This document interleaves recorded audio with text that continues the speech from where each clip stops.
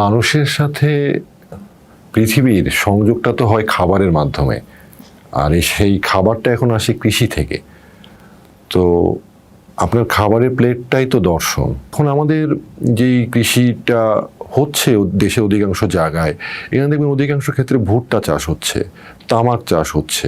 তো এটার সাথে তো আমার খাবারের সংযোগটা কম। কৃষককে কখন আমি আসলে আমার এই খাবারের প্লেট থেকে বিচ্ছিন্ন করলাম? তো এখন যদি আমরা আমাদের খাবারের প্লেটটা দেখি, যে আমরা সকালে, দুপুরে, রাতে বা অন্য সময় যে খাবারগুলো খাই, এর কতটুকু আমাদের এখানে হয় বা ওগুলো কিভাবে উৎপাদিত হয়েছে, তো এটাই তো আমার সাথে প্রকৃতির সংযোগ।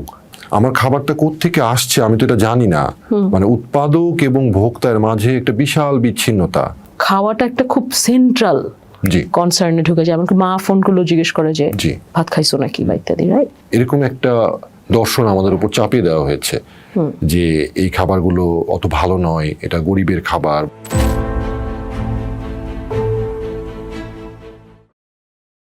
ভাবসূত্র টক্সে আজকে আমরা কথা বলছি মোহাম্মদ ইফতেখার আলীর সাথে। ইফতেখার আলী কৃষক, গবেষক, প্রাকৃতিক কৃষি আন্দোলনের কর্মী এবং প্রাণবৈচিত্র্য খামারে কাজ করছেন বহু বছর ধরে।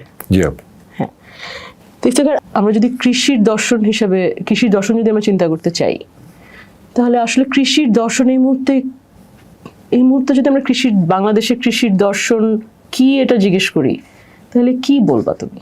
মানে মানুষের সাথে পৃথিবীর সংযোগটা তো হয় খাবারের মাধ্যমে, আর সেই খাবারটা এখন আসে কৃষি থেকে। তো আপনার খাবারের প্লেটটাই তো দর্শন।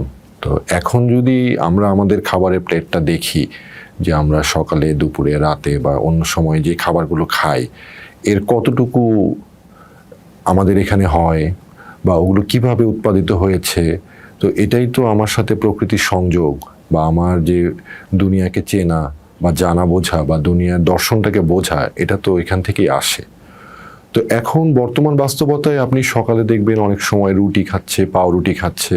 তো এই গমগুলো তো আমাদের দেশে কম হয়, এটা বিদেশ থেকে আমদানি করে আনতে হয় বিদেশ থেকে। ওখানে যে তেল ব্যবহার হয় এটাও বিদেশ থেকে, বিদেশ বলতে বহু দূরের, এটা ব্রাজিল, আর্জেন্টিনা ওসব জায়গা থেকে আছে, প্রায় 15,000 কিলোমিটার।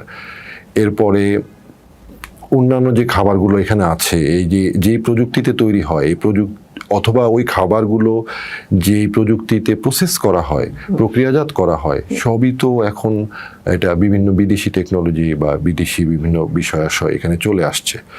তো এইখানে আমাদের ওভাবে যদি আমরা খাদ্যের দর্শন বা কৃষির দর্শনটা বুঝতে চাই, আমরা তো কিছুই পাবো না ওখানে। তো এটা মানে পুরো খাপ ছাড়া।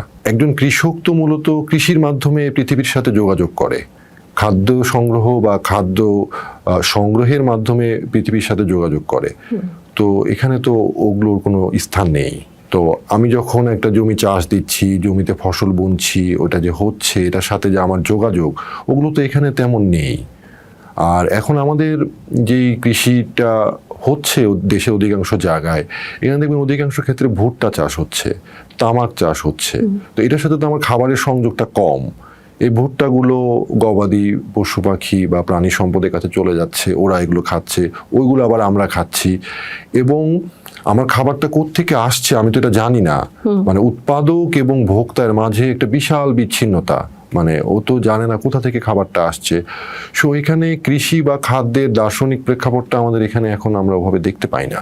ইফতেখার, খাবারের প্লেট যেটা তুমি বললা, হ্যাঁ, খাবারের প্লেটে যখন আমরা তাকাচ্ছি, আমরা দেখছি যে উৎপাদকের সাথে যে ভোক্তার সম্পর্ক, এটা একটা বিচ্ছিন্ন, একটা ব্রোকেন রিলেশনশিপ। হ্যাঁ, এটা তো একদিনে নিশ্চয়ই হয়নি, তাই না? এটা তো ধারাবাহিকতা নিশ্চয়ই আছে। এই ধারাবাহিকতায় আমার কৃষককে কখন আমি আসলে আমার এই খাবারের প্লেট থেকে বিচ্ছিন্ন করলাম, এটা কবে ঘটলো বা কত সময় ধরে ঘটেছে? এটা তো একটা দীর্ঘ প্রক্রিয়ার মধ্যে দিয়ে হয়েছে। মানে আমাদের যে স্থানীয় খাবার, আমাদের যে খাদ্য সংস্কৃতি, এইগুলাকে ছোট বা এগুলোর মান সম্মান কম, এরকম একটা দর্শন আমাদের উপর চাপিয়ে দেওয়া হয়েছে যে এই খাবারগুলো অত ভালো নয়, এটা গরিবের খাবার বা এই ধরনের করে বিভিন্ন বিদেশি প্রক্রিয়াজাতকৃত বিভিন্ন ফাস্ট ফুড এই টাইপ খাবারগুলো এটা উন্নত বিশ্ব থেকে আসছে, এবং এইখানে আমাদের দর্শনের একটা আমাদের ওরা বুঝিয়ে দিয়েছে যে আমাদের দর্শনের চেয়ে ওদের দর্শনটা উন্নত। এই উন্নত দর্শনের মাধ্যমে আমাদেরকে ওরা বুঝাতে সক্ষম হয়েছে যে আমাদের খাবারগুলো, আমাদের পান্তা ভাত, আমাদের মুড়ি বা আমাদের গুড়, এমনকি আমাদের দুধ, আমরা যখন ছোট ছিলাম আমরা প্রথমে যে মিল্ক পাউডার যেটা কৌটায় করে আসলো 80-র দশকের মাঝামাঝি প্রথম বোধহয় ওই সময়তেই আসা শুরু হলো, তাই না?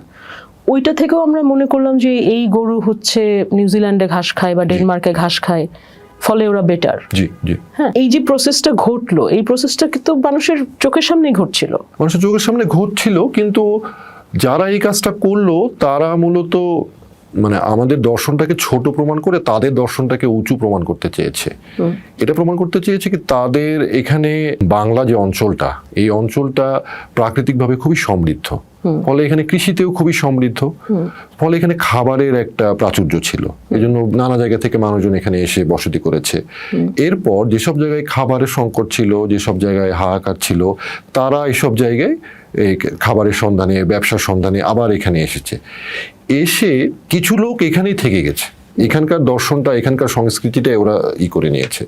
কিন্তু পরবর্তীতে যারা আসলো, ইউরোপীয়রা আসলো, ওরা এসে কি চাইলো, ওরা এখানে একটা শিল্প দর্শন নিয়ে আসলো, মানে ওদের ওখানে শিল্প বিপ্লব হচ্ছে, এবং ওইটাকে আমাদের এখানে বুঝিয়ে দিল যে আমাদের কৃষি দর্শনটা ওদের শিল্প দর্শনের চেয়ে নিচে, এবং কৃষি দর্শনের চেয়ে আরো নিচে হচ্ছে জঙ্গলের দর্শন, বা যারা জঙ্গলে থাকে, একেবারে আদিবাসী, যারা পৃথিবীকে কোনো মালিকানার মধ্যে না নিয়ে পৃথিবীর সাথে মিলেমিশে, প্রকৃতির সাথে মিশে থাকে, তাদেরকে একদম বুনো, অসভ্য এরকম করলো। এর চেয়ে একটু ভালো হচ্ছে যারা কৃষিকাজ করে তারা একটু ভালো, আর যারা অফিস আদালত মানে শিল্প অর্থনীতির সাথে জড়িত এরা হচ্ছে সবচেয়ে উঁচু শ্রেণীর। এমন একটা উন্নয়ন দর্শন আমাদের এখানে চাপিয়ে দেওয়া হয়েছে গত 300-400 বছর ধরে। ফলে আমাদের এখানকার স্থানীয় যে কোনো কিছুই আমাদের কাছে মনে হয় যে এটা মনে মূল্যহীন, এটা চেয়ে বিদেশি জিনিসটা ভালো, এরকম একটা আমাদেরকে ওরা মনে করিয়ে দেওয়ার চেষ্টা করেছে। এবং সেটা রিফ্লেকশনই আমরা আবার খাবারের প্লেটে পাচ্ছি, রাইট? একদম। এবং আমাদের যে শিক্ষা, মানে সয়াবিন তেল যেটা আমরা, এটাও 80-র দশকের মধ্যভাগ থেকে। তবে আমি জাস্ট একটু কথাটাকে অন্য জায়গায় একটু নিয়ে যাই, সেটা হচ্ছে যে বাংলা অঞ্চল তো অবশ্যই কৃষিতে অত্যন্ত সমৃদ্ধ, বাট আমরা যদি গত 100 বছরের বাংলার ইতিহাস দেখি তাহলে আমরা দেখবো যে বাংলায় বারবার দুর্ভিক্ষ হচ্ছে, এবং এই দুর্ভিক্ষের ফলে খাদ্য যথেষ্ট পরিমাণে নাই। এই ধরনের একটা কিন্তু মানুষের মনে আশঙ্কা তৈরি হচ্ছে। এমনকি আমরা এখনো যখন মানুষ কথা বলে দেখি আমরা, এই যে খাওয়াটা একটা খুব সেন্ট্রাল কনসার্নে ঢুকে যায়। এমনকি মা ফোন করলেও জিজ্ঞেস করে যে ভাত খাইছো নাকি বা ইত্যাদি, রাইট? ফলে এই দুর্ভিক্ষের স্মৃতি কি একটা ফ্যাক্টর হিসেবে কাজ করছে আমাদের এই ধরনের নিজস্ব খাদ্যের দর্শন, বা ধরো এই যে এখানকার ভূমিজ খাদ্যের দর্শন থেকে বা কৃষির দর্শন থেকে বের হয়ে অন্য দর্শন অ্যাডপ্ট করার ক্ষেত্রে? এটা অনেকটা এরকমই যে আমাদের এখানে যখন ইউরোপীয়রা 1757 সালে প্রথম বাংলা দেওয়ানিটা লাভ করে, ওরা তো প্রথম যে কাজটা করেছিল যে এখানকার খাজনাটা নেওয়ার ব্যবস্থা করা। খাজনা যাতে ভালোভাবে নিতে হয় এই জন্য নানা পলিসি দিয়ে অবশেষে 1793 সালে চিরস্থায়ী বন্দোবস্তে গিয়ে ওরা ফাইনাল করলো যে চিরস্থায়ী বন্দোবস্ত করে দিল কিছু জমিদারদের, ওই জমিদারের দায়িত্ব প্রজাদের কাছ থেকে খাজনাটা তুলে ব্রিটিশ রাজকে বা ইস্ট ইন্ডিয়া কোম্পানিকে দেওয়া। চিরস্থায়ী বন্দোবস্ত যখন হয়ে গেল তখন প্রথম সামাজিক মালিকানার জায়গায় ব্যক্তি মালিকানায় আমাদের কৃষি জমিটা গেল, এবং খাজনার হারটা একটু বেড়ে গেল। পাশাপাশি এখানে ব্রিটিশরা ওরা চেষ্টা করলো ওদের জন্য যেটা অর্থকরী হয়, আফিম, তামাক, নীল, পাট, এ ধরনের ফসলগুলো একটা প্রসার করার। ফলে আমাদের এইখানে যে স্থানীয় কৃষিটা ছিল ওইটা তো মানে একটা বাধাগ্রস্ত হলো। জমিদারদের মাধ্যমে করানো হলো, জমিদারদের মাধ্যমে ওরা সরাসরিও করতো। ওদের নীলকুঠি থাকতো, ওই নীলকুঠির আওতায় কৃষককে বাধ্য করতো নীল চাষ করতে। নীল দর্পণে খুবই বিস্তারিত এগুলো বর্ণনা দেওয়া আছে। দুটো কৃষকরা চাপ খেলো, একটা হলো খাজনা বেড়ে গেল, এবং যে খাজনা যে একটা মানে সহজিয়া ভাব ছিল যে দুর্যোগ হলে খাজনাটা মওকুফ করা, ওটা এরকম না। ওটা তো সূর্যাস্ত আইন, জমিদারকে টাকা দিতেই হবে, আপনার দুর্যোগ হোক না হোক সামহাও খাজনাটা জমিদারকে দিতে হবে এবং জমিদার ওটা জমা করে দিবে। ফলে ব্রিটিশ এবং এই কৃষকের মধ্যে অনেকগুলো স্তর হয়ে গেল, খাজনাটা বেড়ে গেল। ও পছন্দসই ফসল করতে পারছে না। পাশাপাশি ওরা আমাদের যে কার্পাস বয়ন শিল্প এবং তাঁত শিল্প যে ছিল এটাকে ধ্বংস করে দিল।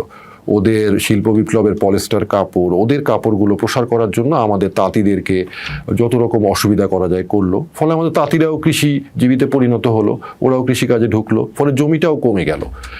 এই প্রক্রিয়ায় যারা দেখলো যে কৃষিকাজের সাথে যারা যুক্ত তারা নানাভাবে বঞ্চিত হচ্ছে। ফলে ওই সময় যারা বুদ্ধিমান বা ভালো কৃষক ছিল তারা কৃষিটা ছেড়ে দিয়ে এই ব্রিটিশদের সাথে অফিস আদালতে বিভিন্ন কেরানি বা এই ধরনের কাজের সাথে ঢোকার একটা চেষ্টা করলো। দিয়ে আমাদের অনেক বুদ্ধিমান, অনেক জ্ঞানীগুণী কৃষকরা অকৃষি পেশায় চলে আসলো। জমির মালিকানা নিয়ে একটা বিশাল ঝামেলা তৈরি হলো। এবং এটা তো যখন এই কাজগুলো হচ্ছিল সবাই যে সমানভাবে মেনে নিয়েছে এমন না, এ নিয়ে অজস্র বিদ্রোহ হয়েছে, বিভিন্ন জায়গায় অনেক আক্রমণ প্রতি আক্রমণ হয়েছে। কিন্তু এইগুলো করেও আলটিমেটলি দেখা গেল যে জমিগুলো তো জমিদারদের কাছে, এবং ব্রিটিশ শাসন শেষ হওয়ার পরে এই জমিগুলো আবার বড় জোরদারদের কাছে গেল।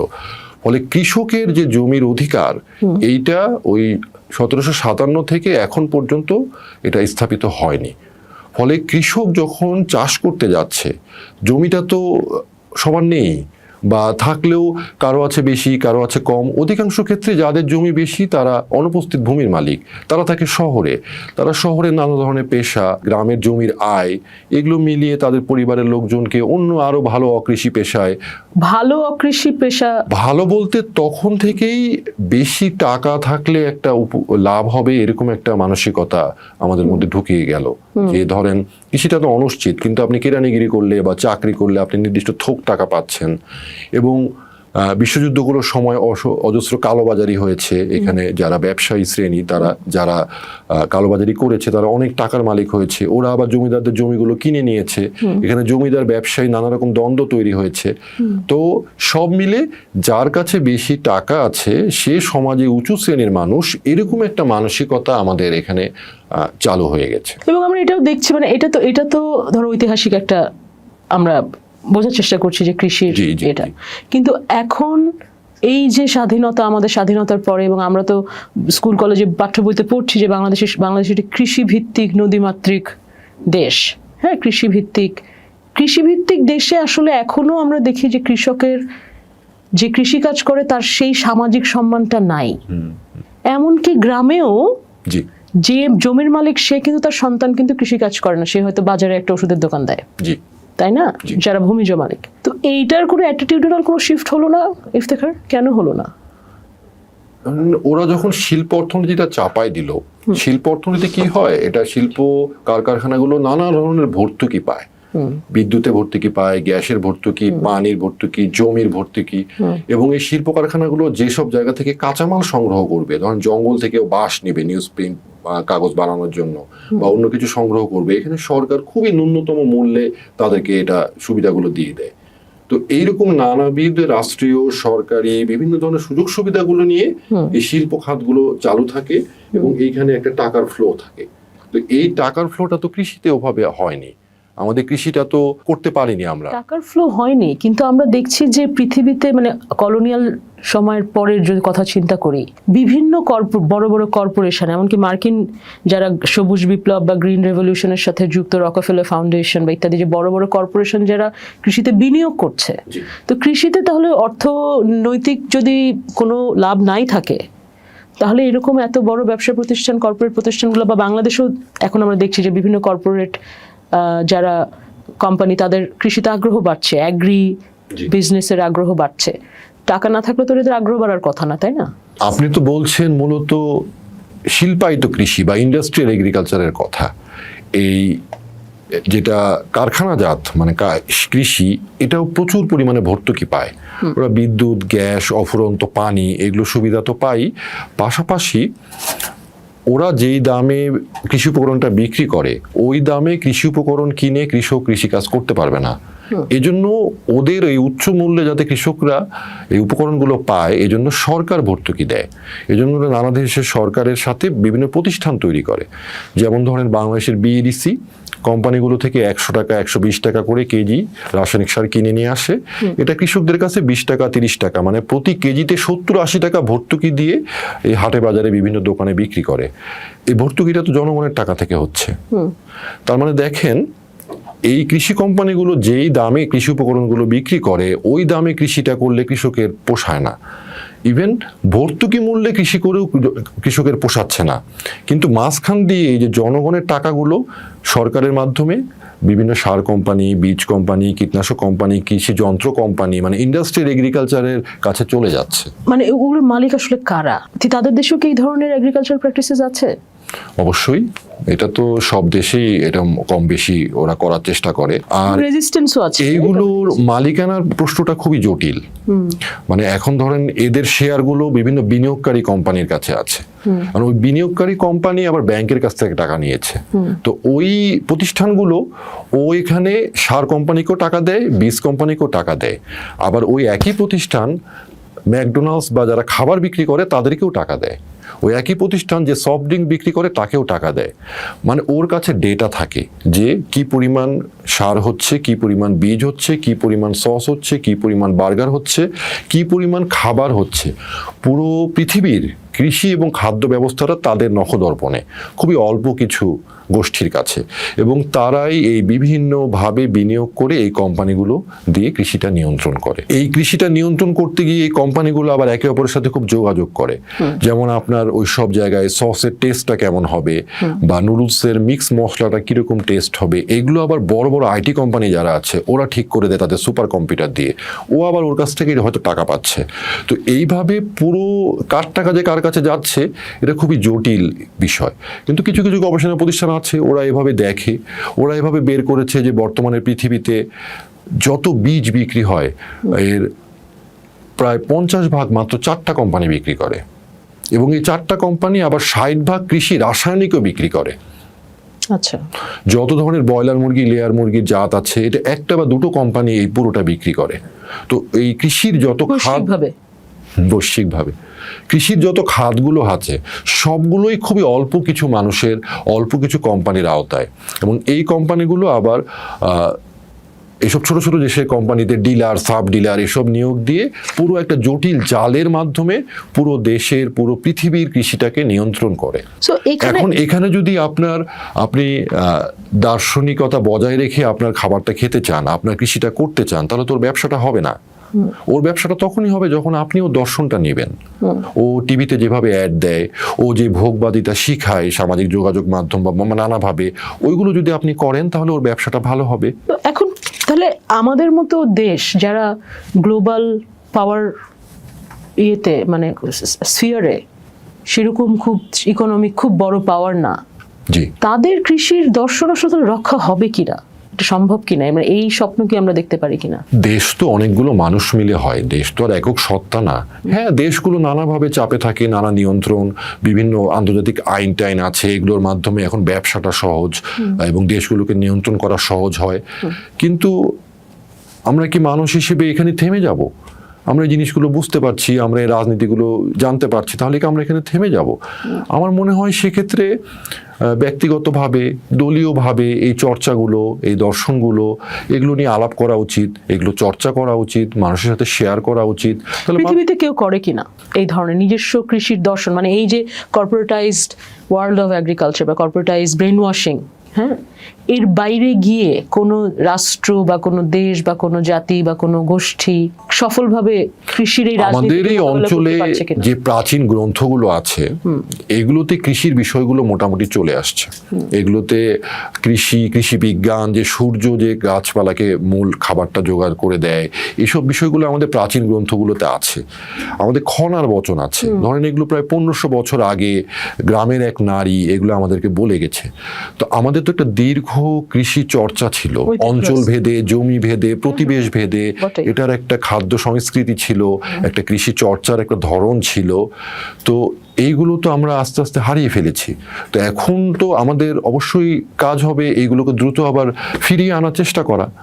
ওইগুলোর সাথে আমাদের আধুনিক বিজ্ঞান, মানে আধুনিক বিজ্ঞান বলতে আমি বোঝাচ্ছি যেটা প্রাণবান্ধব বিজ্ঞান, কখনোই বর্তমানে যে মরণঘাতী বিজ্ঞান বা ব্যবসায়িক বিজ্ঞান, সেই বিজ্ঞানের কথা বলছি না। পরিবেশ বান্ধব বিজ্ঞানের যে বিষয়গুলো আছে তার সাথে আমাদের এই ঐতিহ্যগুলো, আমাদের এই প্রথাগুলো মিলিয়ে যদি আমরা কাজটা করতে পারি, এছাড়া তো আমাদের আর উপায় নেই। কারা করেছে পৃথিবীতে সাকসেসফুলি? কৃষির ক্ষেত্রে যদি বলি যে আপনি রাসায়নিক সার বিষ বাদ দিয়ে নিরাপদভাবে আপনার জমির যে জৈব পদার্থ আছে বা প্রাকৃতিকভাবে চাষটা করবেন, এটা করতে বাধ্য হয়েছিল কিউবা।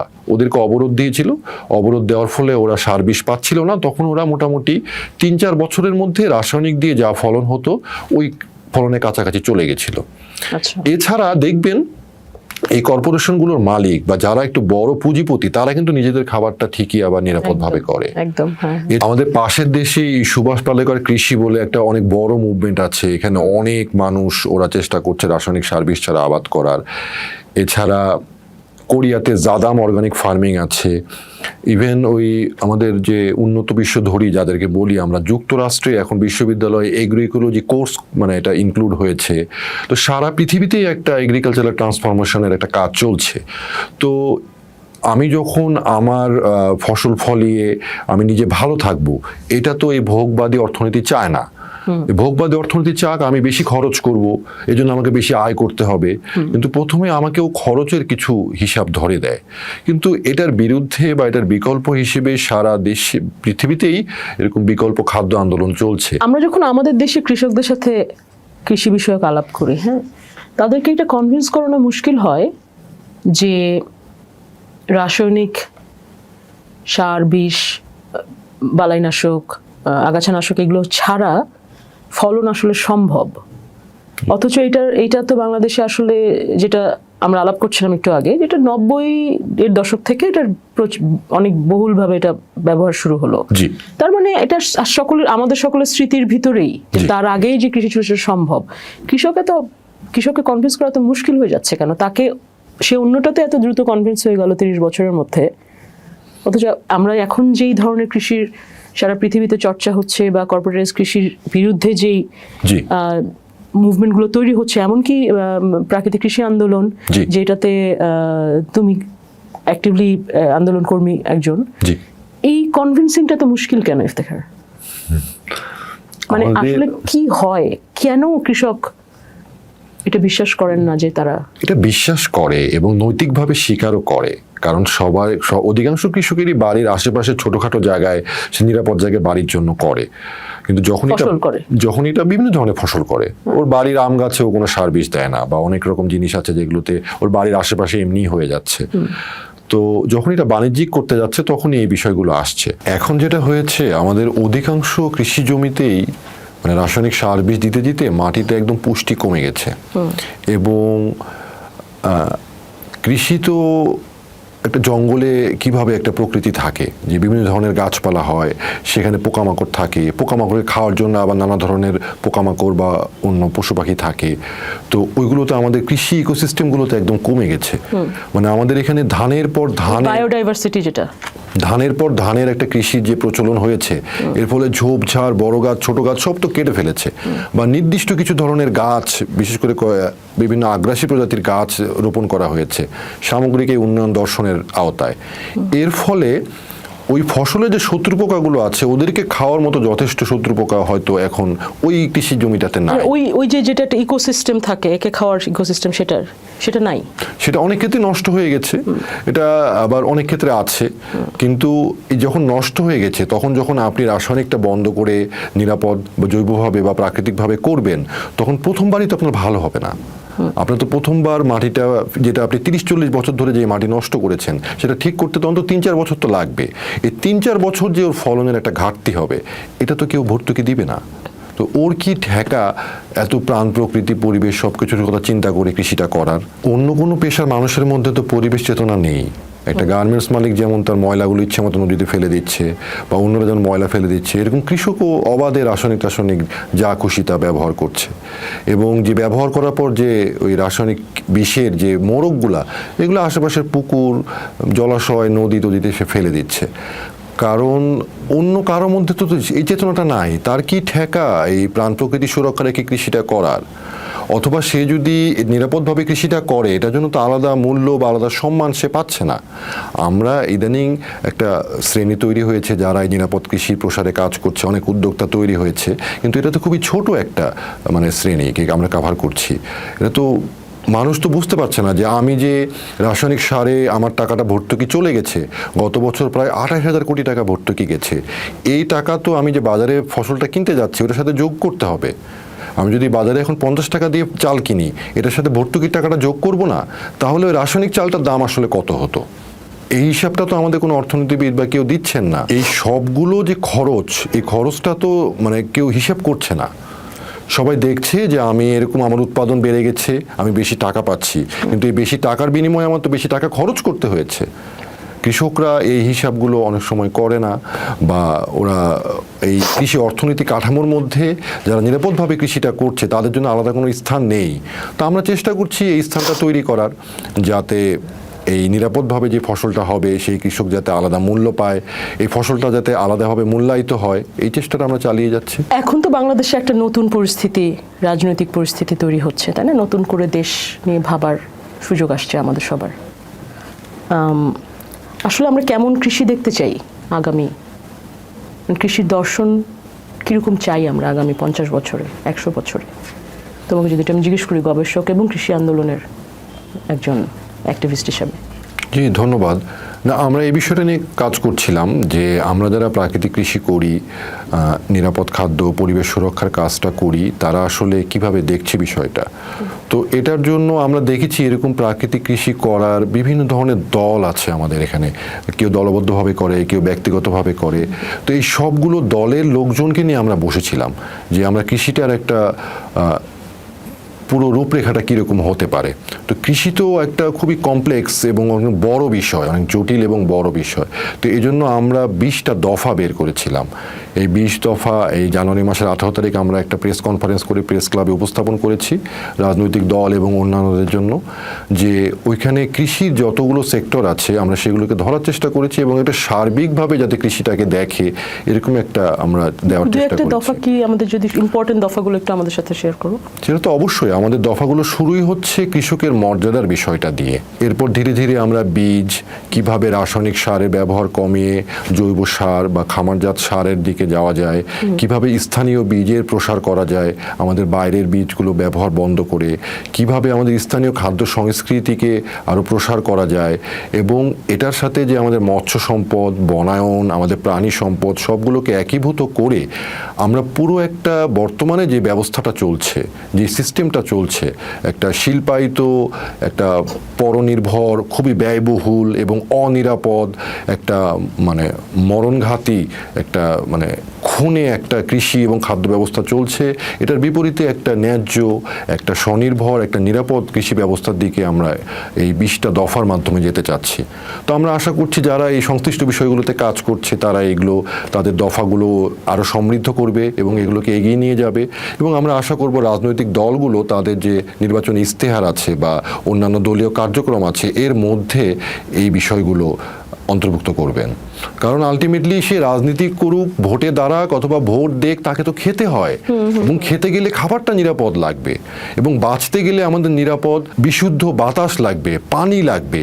এই বাতাস, পানি, খাদ্য এটা কোনোভাবেই আমরা বিষাক্ত দূষিত করতে পারবো না, কোনোভাবেই। আমরা যখন বলি যে একটা দেশ খাদ্যে স্বয়ংসম্পূর্ণ, বাংলাদেশকে নিয়ে বলা হচ্ছিল, শুধু স্বয়ংসম্পূর্ণতা তার মানে it's not an indication of agricultural success. আমি স্বয়ংসম্পূর্ণ হলাম, কিন্তু আমার বীজটা আসে বিদেশ থেকে, আমি ওখানে যে সারটা দিই সেটা আসে বিদেশ থেকে, আমি ওখানে যে কীটনাশক বীজগুলো দিই সেটা আসে বিদেশ থেকে, আমি ওই ধানটা বা ওই ফসলটা প্রসেস করি যে যন্ত্রে সেটা আসে বিদেশ থেকে। তাহলে ওটাকে আমি কিভাবে স্বয়ংসম্পূর্ণ বলতে পারি? ওটা তো আমি হয়তো উৎপাদনটা করে দিচ্ছি, আমার সস্তা কৃষকের শ্রম এবং উর্বর মাটি ব্যবহার করে আমি ওই বিদেশি ইনপুটগুলা দিয়ে একটা কিছু প্রোডাকশন করলাম, কিন্তু এটা কোনোভাবেই স্বনির্ভর বা স্বয়ংসম্পূর্ণ হতে পারে না। এটা কি সাস্টেইনেবল? এটা সাস্টেইনেবল হলে তো মানুষ কৃষি থেকে অন্য পেশায় যেত না। এই যে শিল্পায়িত কৃষি ব্যবস্থা এটাও মানুষকে খাওয়াতে পারছে না।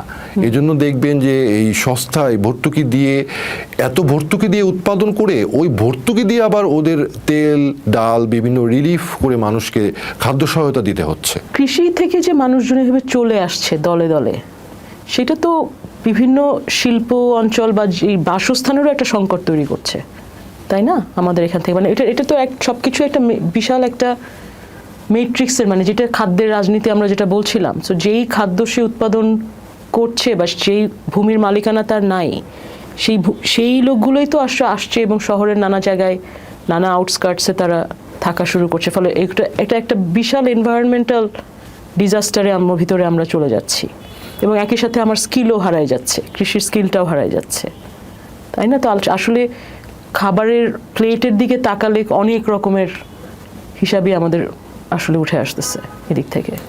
অবশ্যই আপু, এবং এই যে কৃষকরা কৃষিটা ছেড়ে অন্য পেশায় চলে যাচ্ছে, সে যে জমিটাতে গত কয়েক বছর ধরে কাজ করেছে, সে কিন্তু ওই জমির আবহাওয়াটা, ওই জমিতে কি ফসল হয় এটা খুবই ভালো জানে। তো সে যখন জমি থেকে বিচ্ছিন্ন হয়ে যাচ্ছে, নতুন কেউ যখন ওই জমির সাথে যুক্ত হচ্ছে, তার পক্ষে কিন্তু ওইভাবে কৃষিকাজটা করা সম্ভব হবে না। এবং কৃষি থেকে বা এ ধরনের পেশা থেকে মানুষকে মানে বিচ্যুত করতে পারলেই তো আপনি এরকম ফুটপাতের হকার বা এ ধরনের বিভিন্ন অনানুষ্ঠানিক খাত যেগুলো আছে এইগুলো চালিয়ে যেতে পারবেন। কারণ এসব জায়গায় কি করেছে ওরা, বিদেশি সস্তা মাল এনে আমাদের পুরো দেশ সয়লাভ করে দিয়েছে, মূলত ওগুলোই আমাদেরকে বেচতে হচ্ছে। তো এই জন্য অনানুষ্ঠানিক খাতগুলো আমার বিকাশ তো এভাবেই হয়েছে। তো আমাদের নিজেদের যে জিনিসগুলো আছে ওগুলোকে ধরেন, এটাকে মানে আমাদের শিক্ষা ব্যবস্থাটা ছিল বিদেশমুখী, মানে বা শহরমুখী, শহরে যেতে হবে, বিদেশে যেতে হবে। ফলে কারো মধ্যে আমাদের নিজেদের শিল্পের বিকাশ বা আমাদের নিজেদের ঐতিহ্যের বিকাশের বিষয়টা তো ওভাবে আসেনি। যে উদ্যোগগুলো নেওয়া হয়েছিল নানাভাবে এগুলো ধ্বংস করে দেওয়া হয়েছে। তো এটা আমাদেরকে আবার নিতে হবে, আমরা যাতে তাল মিলিয়ে একটা ভালো কিছু করতে পারি, আমাদের যেটা খেয়ে আমরা নিজেরা ভালো থাকবো, এবং যদি আমরা বেশি করতে পারি অন্যদেরকেও আমরা বিক্রি করব। কৃষিখাতের বাইরে আর কারা কারা এই ধরনের যে এই আমাদের যেই চিন্তার জগৎ, এই চিন্তার জগতে তো পরিবর্তন লাগবে সবার আগে। তোমার নিজেকে কৃষকের সম্মান দেওয়া মানে আসলে এক অর্থে নিজেকেও সম্মান দেওয়ার হিসাব করা, বা নিজের দেশের যেই ট্র্যাডিশনাল নানা রকম প্র্যাকটিসেস আছে সেগুলোকে সম্মান দেওয়া। এখানে কিভাবে করে এই কাজটা শুরু করা যায় ইফতেখার? নিজের খাবারটা নিজে উৎপাদন করা যে গুরুত্বপূর্ণ, এই দক্ষতা যেমন একদিকে মানে মানুষের মধ্যে দিতে হবে, এই চেতনাটাও তৈরি করতে হবে। অথবা মানে আমার সবচেয়ে প্রয়োজনীয় জিনিস কি, আমার কি অনেক মানে দামি একটা মোবাইল লাগবে, নাকি আমার খাবারটা বিশুদ্ধ হতে হবে? এই চেতনাটা মানুষের মধ্যে খুবই জরুরি তুলে আনা, যে কি থাকলে আমি ভালো থাকবো। নিজেকে যদি ভালো রাখতেও চায়, ও পৃথিবীটাকে ভালো রাখবে। ও তখন কোনোভাবে রাসায়নিক দিতে পারবে না, ও তখন কোনোভাবে অতিভোগ, অধিক এক্সপ্লয়টেশন এগুলো করবে না।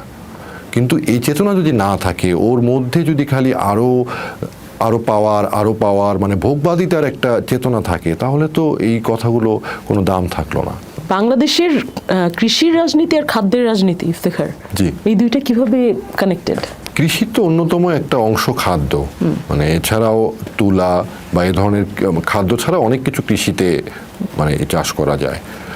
তো কৃষিতে যখন একটা জায়গা বা একটা দেশ স্বনির্ভর হয়, তখন তার একটা শক্তি থাকে। তো এই শক্তিটা অর্জন করে আমাদের চেষ্টা করতে হবে যে কিভাবে আমরা নিজেদের পায়ে দাঁড়াতে পারি, নিজেদের সম্পদগুলোর বিকাশ করি, নিজেদের ঐতিহ্যগুলোর বিকাশ করে। আমি বলছি না সবাইকে মাঠে নেমে কৃষিকাজ করতে হবে, কৃষির আরও নানা জায়গা আছে যেখানে অবদান রাখা যায় পরিবেশটাকে ভালো রেখে, একটা ন্যায্য অবস্থা থেকে। এইভাবে আমরা যদি আমাদের কৃষিটাকে বোঝার চেষ্টা করি, আমাদের খাদ্য ব্যবস্থাকে বোঝার চেষ্টা করি যে কতটুকু খাবার কখন কিভাবে খেলে আমাদের শরীরের জন্য ভালো। কারণ এটা তো একরকম নয়, একটা পাহাড়ে মানুষ যে থাকে তার খাদ্যাভ্যাস সমতলে খাদ্যাভ্যাস একটু ভিন্ন হতে পারে, আবার জলের ধারে যে থাকে, অন্য জায়গায় যে থাকে, চরাঞ্চলে যে থাকে, তার একটা আলাদা হতে পারে। তো অঞ্চল ভেদে একটা মানুষের ভালো থাকার জন্য কি ধরনের খাদ্য কতটুকু দরকার, এই হিসাবগুলো আমাদের করা দরকার। কতটুকু দরকার আসলে আমার কি খাওয়া উচিত? আমি যখন বাজারে যাব খাবার কিনতে, ধরো ঢাকা শহরের একটা কোথাও আমি বাজার করি, জি, আমি খাবার কিভাবে কিনবো? আসলে কিভাবে খাবার কিনলে আমি নিজে নিরাপদ থাকবো বা আমার পরিবার নিরাপদ থাকবে, মানুষের এই প্রশ্নটা তো খুব একটা জরুরি প্রশ্ন, তাই না? সবাই কিন্তু আসলে নিরাপদ খাদ্য খুঁজে নিজের জন্য। এবং জি জি So, ও বাজারে গেলেও কি করবে আসলে, কারণ সে যে খাবার দেখছে সেটা যে নিরাপদ কি না সেটা সে চেনার উপায়টা কি? সবচেয়ে বড় কথা, যেখানে সে আছে তার আশেপাশে যে খাবারগুলো হচ্ছে সেই খাবারগুলো তার আবহাওয়া অনুযায়ী তার জন্য ভালো। এখন 2 নাম্বার প্রশ্ন, যে খাবারটা আমি কিনছি সেটা নিরাপদ কিনা, এটা তো বিশ্বাসের একটা জায়গা। তার মানে যে খাবার উৎপাদন করছে তার সাথে আপনার যোগাযোগ রাখতে হবে। আপনি যদি নিজে উৎপাদন না করেন, যে উৎপাদন করে তার সাথে একটা নিবিড় যোগাযোগ রাখতে হবে। সেটা কি ঢাকার মতো শহরে বা ধরো নিউ ইয়র্ক লন্ডনের মতো শহরে সম্ভব? এটা তো অবশ্যই সম্ভব। আপনি যদি কোনো কৃষককে বলেন যে আমার এতটুকু লাগে, তুমি আমাকে এটা করে দাও, লাভ যতটুকু হতো আমি তোমাকে দিচ্ছি, আপনি যদি কৃষককে এটা কনভিন্স করতে পারেন একা অথবা দলগতভাবে, তো এটা তো করাই যায়। এটা হচ্ছে কিন্তু বাংলাদেশে। আপনি যদি বিচ্ছিন্ন থাকেন, আপনি খাবারটা কোত্থেকে আসছে না জানেন, তবে নিরাপদ খাবারটা নিশ্চিত করা খুবই কঠিন কাজ। এটা আপনার উৎপাদক অথবা যে বিক্রি করছে তাদের মধ্যে একটা নিবিড় যোগাযোগ, একটা বিশ্বাসের সম্পর্ক এখানে খুব গুরুত্বপূর্ণ।